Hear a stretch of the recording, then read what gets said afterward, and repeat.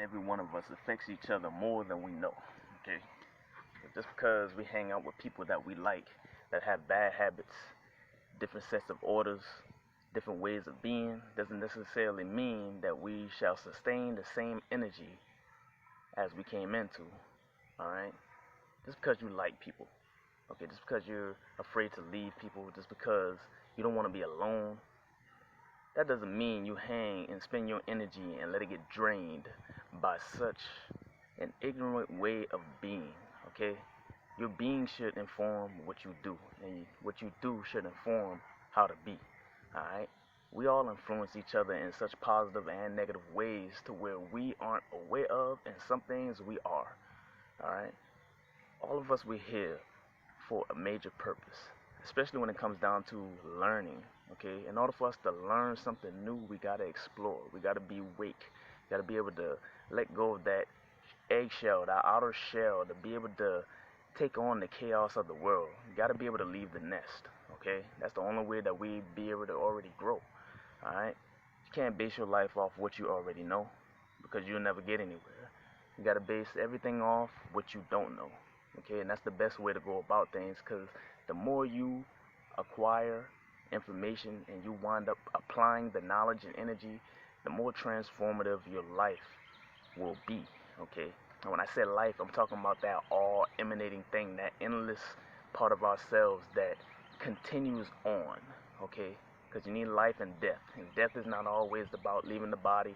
It's more about a symbolic construct, okay? It's a value structure that is based off of sacrifice, okay?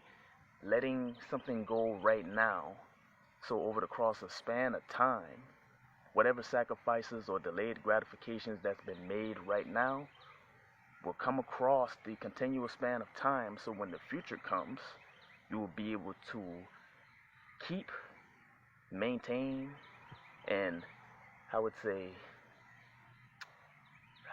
well, really maintain whatever order that you were sacrificing for, okay?